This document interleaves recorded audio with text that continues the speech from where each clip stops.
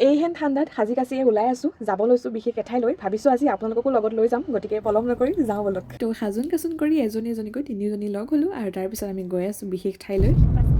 হাই darling. আৰু ইয়াত যোৱাৰ বাটতে মাজে মাজে ৰৈ ৰৈ বজাৰ কৰি গৈ আছোঁ। আৰু কথাটো এনেকুৱা হয়, যদি কিবা এটা গুজুককৈ মনত পৰি যায়, সৌৱা দেখিছে নহয়, এনেকৈ আমাৰ কথাৰ মহলা চলি যায়। আৰু এয়া হৈছে আমাৰ মিঠাই ৰখীয়াগৰাকী। বাৰু এতিয়া আপোনালোকক লৈ যাওঁ বলক আমাৰ বিশেষ ঠাইলৈ। আৰু যাওঁ মানে এয়া আহি পায়ে গ'লোঁ সেই বিশেষ ঠাই। তো এয়াই হৈছে আজিৰ আমাৰ লোকেশ্যন কাৰ ফেশ্বনছ। ভিডিঅ'টো অকণমান দীঘলীয়া হ'ব, গতিকে শেষলৈকে চাবলৈ নাপাহৰিব। আপোনালোকৰ এজলোকৰ আশীৰ্বাদ বহুত প্ৰয়োজন। গতিকে বলক আপোনালোকৰ হৈ মই এয়া প্ৰৱেশ কৰিছোঁ। আৰু প্ৰৱেশ কৰিছোঁ মানে বস্তুহে কঢ়িয়াই আছোঁ। বাৰু এইফালে চাওক, এতিয়া ইমান সাজোন কাচোন কৰি কোনোবাই বাৰু ঘৰ মোচেনে? ইয়াতহে মোচে দেই। আৰু এনেকৈ আমি বা ভিন্দৰ পিছে পিছে ঘূৰি আছোঁ, তেওঁলোকৰ মাজত লাগি থকা খুটুং খাটাংবোৰ হাঁহি হাঁহি। বাৰু তাৰপিছত চাওক, এয়া আৰম্ভ হৈছে এতিয়া বেলুন ফুলোৱা প্ৰতিযোগিতা। মই অৱশ্যে এই ক্ষেত্ৰত একদম পিছুৱাই, গতিকে আঁতৰি আছোঁ। আৰু আমি এনেকৈ য'তেই পঢ়োঁ ত'তেই এনেকৈ বিয়নী মেলখন আৰম্ভ হৈয়ে যায়। সেইকাৰণে আমি বাৰে বাৰে ঘৰত গালি খাওঁ। তো এয়া হৈছোঁ মই, বান্দৰৰ কলিজালৈ জীয়াই থকা মানুহ, বেলুন ফুটালৈ সাংঘাতিক ভয়। তো সদৌ শেষত আমাৰ সৌৱা মামী আহি পাই গ'ল, গতিকে এইবাৰ বেলুন নুফুলি পাৰেনে? দেখিছে নহয় সৌৱা, লাখ লাখ বেলুন ফুলি আজৰি। তো এয়া বেলুন ফুলাই ভাগৰি পৰা সকলৰ কাৰণে শেষত আহিলে পাম, গতিকে এইবাৰ আৰু বেলুনৰ ৰক্ষা নাই। তো ইফালে আমাৰ বেলুন ফুলাই হয় মানে ভকতসকল আহিলে আৰু সকলোৱে মিলিজুলি সৌৱা মাহ প্ৰসাদৰ কাৰণে সকলো যা যোগাৰ কৰিলে। আৰু তাৰপিছতে এয়া বা ভিন্দই সেৱা ল'লে তেওঁলোকৰ অকণমানি সপোনটো আজি সাকাৰ হোৱাৰ বাবে। গতিকে আপোনালোকেও আশীৰ্বাদ অকণমান দিব।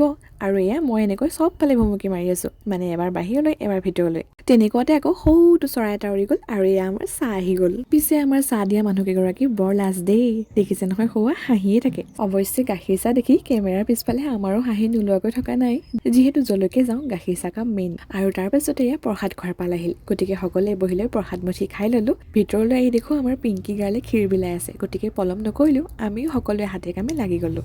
মানে ফুলাই থোৱা বেলুনখিনি এফালৰ পৰা গোটেই ৰুমটোত ধুনীয়াকৈ সজাই গ'লোঁ। আৰু মাজে মাজে দুই এটা বেলুন অৱশ্যে ফুটাইও গ'লোঁ। আৰু সৌৱা চাওক, সুদূৰ গোলাঘাটৰ পৰা আহিছে বাৰ মোমাইক, মানে সৰুজন মামাক, ভাগিনীয়েকক মৰমৰ এজলোকাৰ আশীৰ্বাদ দিবলৈ আহিছে। কিমান যি মৰম লগা। আৰু এয়া একেবাৰে মূল সময়ৰ কথা, খালী হৈ থকা কোঠাটো শুৱনি কৰিবলৈ আহিলে এই সামগ্ৰীখিনিয়ে।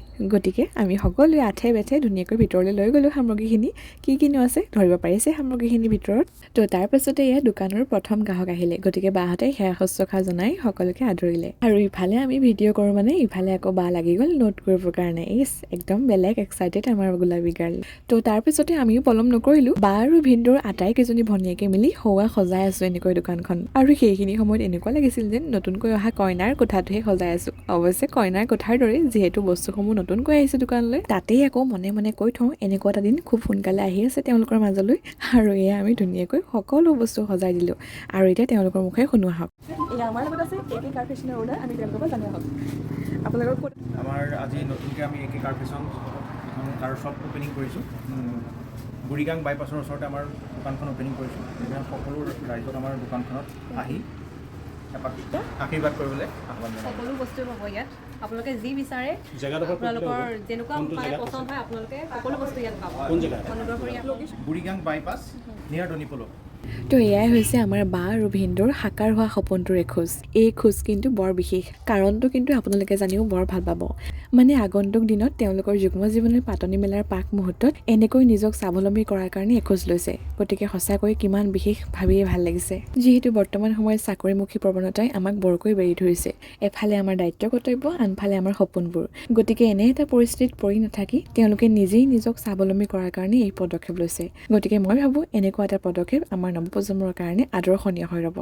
গতিকে আপোনালোকো আহিব তেওঁলোকক এজলোকৰ আশীৰ্বাদ দিবলৈ, তেওঁলোকক সঁহাৰি জনাবলৈ। কাৰৰ এনেকুৱা ধৰণৰ যিকোনো সামগ্ৰী তেওঁলোকৰ দোকানত পাব। আৰু বিশ্বনাথ বাইপাছৰ ঠিক কাষতে আছে দোকানখন, মানে শংকৰদেৱ শিশু নিকেতনৰ ঠিক সন্মুখতে আছে। তো সন্ধিয়া হ'বলৈ হৈছিল যিহেতু, সেইকাৰণে আমিও তেওঁলোকৰ পৰা বিদায় লৈ ঘৰমুৱা পখী হ'লোঁ।